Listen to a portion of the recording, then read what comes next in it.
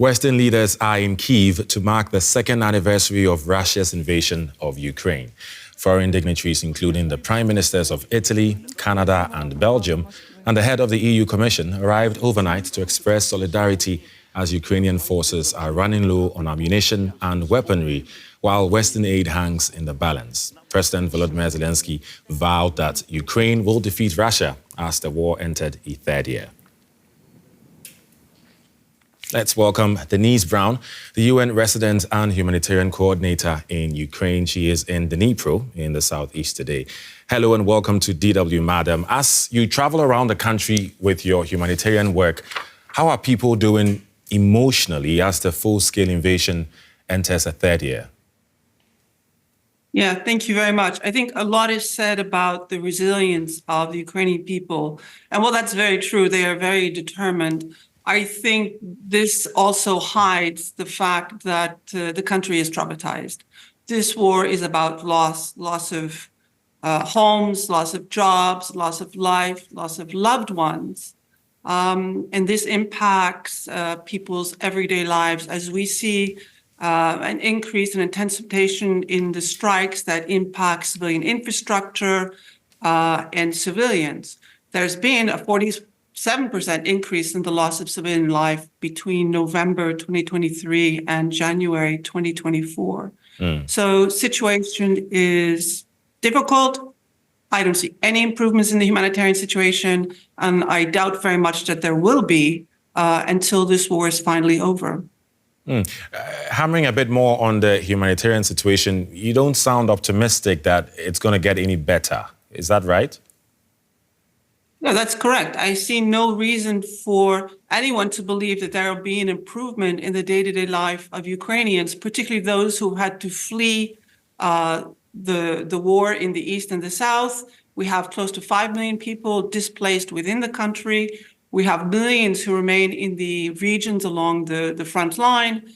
I go regularly to the front line. We have at least 3 UN convoys a week. People remain in their homes because their life has purpose and dignity there, and they're committed to staying, but supply chains are disrupted. So our services are pretty basic, bringing hygiene kits, water, solid fuel, and medicines, things that people can't get otherwise. But it's a very difficult situation, and we need to face that reality that it won't change until the war stops. Is that to say that Ukrainians don't feel supported enough by the outside world? I think they feel very supported.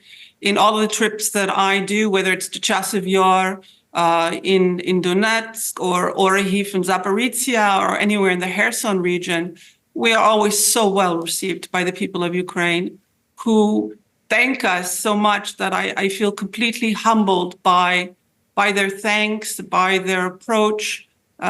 They know we're coming, whether it's the UN or the local NGOs or the Red Cross, to support them. And they are indeed very grateful not to be forgotten. You arrived in Ukraine in summer of 2022. I need to ask this. Did you ever imagine this war would be entering its third year?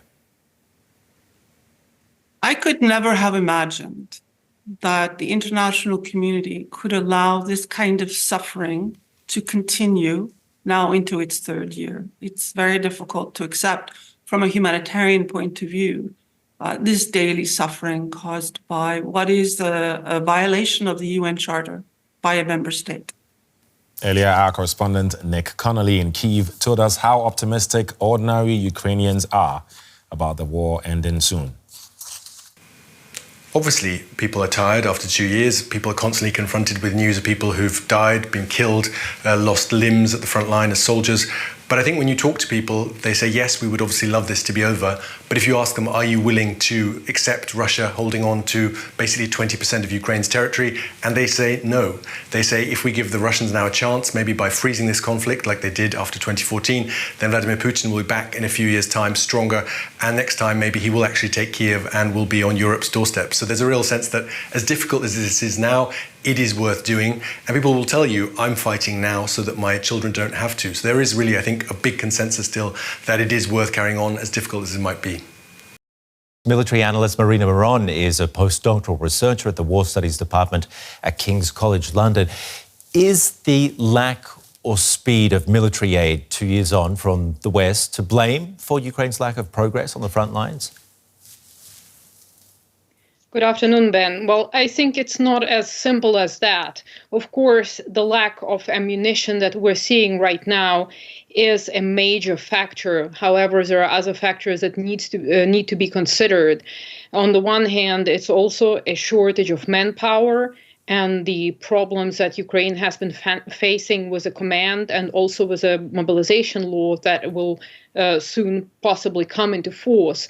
So that is one side of the problem. The other side, it's also the Western financing, not just in terms of deliveries of military equipment. And of course, a lack of air power, thereby a lack of air superiority is a factor.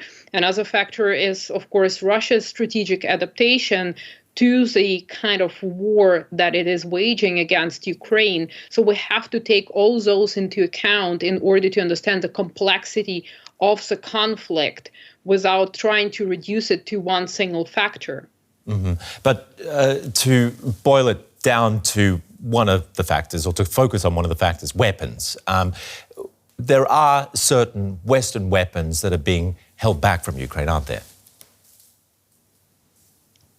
That is correct. For instance, the Taurus missiles is a big question because of their range and because of the fear of escalation. The German chancellor arguments that a Taurus missile could hit Russia proper, and that would implicate Germany into this conflict. Do you share that we have to opinion? also understand. Well, what I think the reason is, and the danger is with the Taurus missiles, is that these are not old missiles such as the ones provided to Ukraine by the UK and France. Mm-hmm. These are new missiles, and they are being replaced in 2050, meaning that if a missile doesn't explode and the Russians get their hands on it, it is a huge security issue for Germany. And I think that is even more likely than the actual fact that Ukraine would use those missiles to strike Russia proper as opposed to Russian-controlled territories in Ukraine. So a similar argument to some of the tank or weaponry that was being considered earlier on in this conflict. Yes, that is correct. For instance, with the Challenger 2, we know that the UK armed forces will be upgrading to Challenger 3. And so what Ukraine was getting essentially is all technology, which would, in the best case scenario, be cannibalized to repair new tanks. However, there would be no major risk if the Russians were to get their hands on it.